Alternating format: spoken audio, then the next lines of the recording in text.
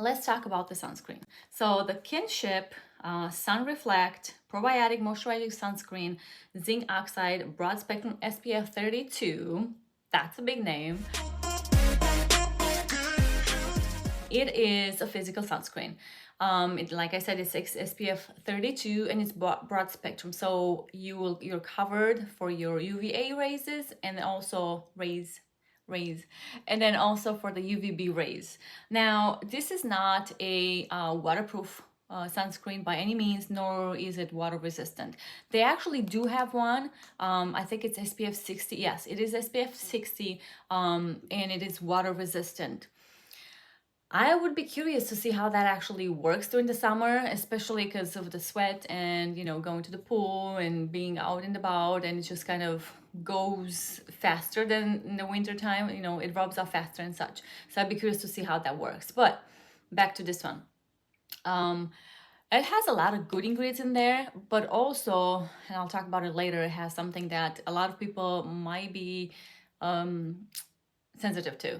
So for the good ingredients, it has aloe leaf juice, it has vanilla bean extract, it has apple fruit extract and vitamin E, which I like that a lot. Raspberry seed oil, which I like a lot as well. Turmeric, which that's good for like brightening. Licorice extract, fermented bacteria, which we know fermentation is awesome in skincare. I love fermentation in skincare. And then I think that's all I wrote down for the good ones. And now for the bad ones.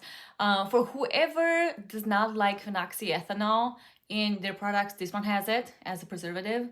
And it also, another thing is, it has a lot of coconut derivatives. So if you're sensitive to coconut oil, coconut water, coconut derivatives, then this tells you that you're not gonna do good with it. But if you're not, you're good. So usually coconut oil actually clogs the pores and it gives you more acne. I have acne prone skin and I haven't experienced any clogging, so I don't know if you will or not, but just letting you know that it is in there, just so you're aware. Now, it goes on so smooth. It goes on really, really nice. It spreads nice because it's so emollient. It is a very moisturizing sunscreen.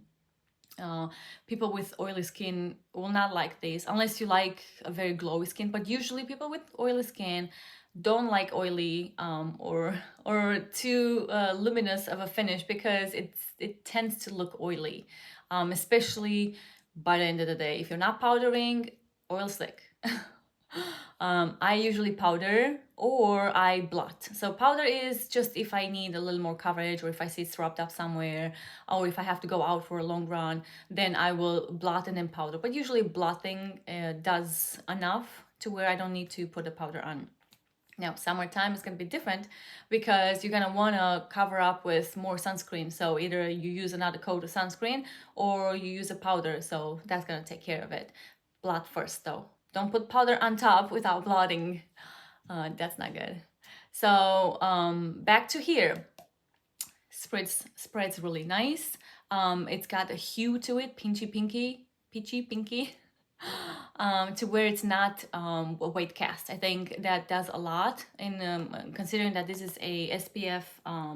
It's a physical SPF, and the active ingredient it's actually zinc oxide, and it's in a very high percentage. It's 22.4%, which is really high actually. I'm surprised that it's only 32%, 32 SPF, because with that much of zinc oxide, you'd expect it to be at least 50.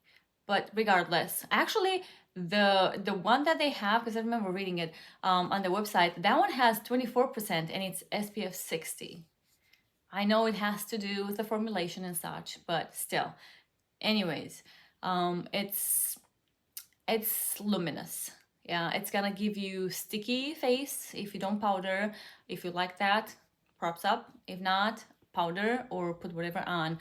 You might wanna contract that, like oppose that stickiness and that shininess with a more mattifying foundation. That's gonna go really good. So if you have foundation that you don't like, this is too matte, or even if you like it, use that one to kind of cut down on the shine and cut down on the luminosity. But other than that, I mean, it performs really well. Like I said, I've worn it for the whole winter, so I exactly know what it does. I just wanted to show you how it looks with it. I don't know if I showed you up close. This is with the makeup. This is the powder foundation that I put on, and this is the liquid. It is powdered, though. I could not go out without powdering, with me having oily T-zone. But even for the rest, I just don't like the feeling of stickiness, and I don't like the feeling of the feeling and the look of it. Let's just say it that way. So this is what it looks like. It really looks nice. There's no pilling, like I said. There's nothing out of the ordinary, as in bad. Let me know if you've used it, and if you are using it for the winter time, for the summertime, spring, fall. I cannot wait to actually finish it up, because it's starting to get warmer outside, and if I don't finish it, it's gonna go in the trash, and I don't want that. So I'll probably finish it up anyways, kind of powder more or something, just to combat that oiliness and the shininess. But all in all, it is a very good product. It's a green natural product, certified organic as well, in case you care about that. I really don't care about that. I mean, it's nice that it's there, but I wouldn't buy something just because it's certified organic. I like it. I'd rather buy my strawberries organic there. I'm gonna start applying the Kinship on my face, but I first want to show you like a little swatch of it.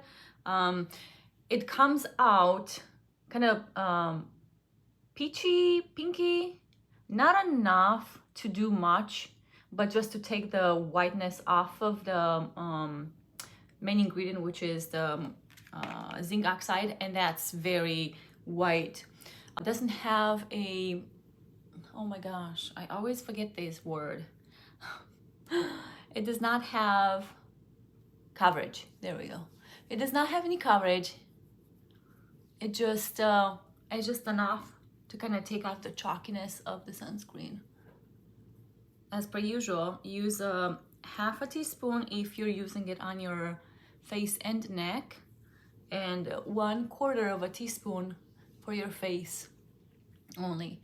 Now, I have a turtleneck, so I'm not gonna need that much, but also it depends on how big your face is. If your face is really big, then you might need to add some more. If your face is not, then you might need to use less, of course.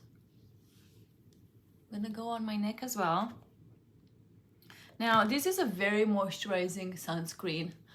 I don't recommend it for people with oily skin. It's just gonna be too much for you. I have combination skin, and it can be too much, especially on my T-zone, since that's the one that is the oiliest. So if you have oily skin, I don't recommend this for you. Now, for wintertime, I'm okay with using it, because wintertime is a little more dried, heat is going, and you may need a little more moisturization. But as far as summer comes, I will not be using this. And I'm glad that I'm almost done. I've used it the whole winter, and I'm almost done with it. So, well, it's been in combination with other sunscreens, so this was not the only one that I used. So yeah, it's not lasting that much if you're gonna use it every day, especially if you're gonna reapply, though I have not reapplied. I've not needed to reapply. For reapplying, I actually am doing a powder. So yeah. Now, this is how it looks right now. As you can see, it has a little bit of a hue to it, just a little bit, but not enough to cover absolutely anything. And it's really not, it doesn't have a white cast either. So that's plus. Now you can still see all my pimples and that. Like I said, there's no coverage there.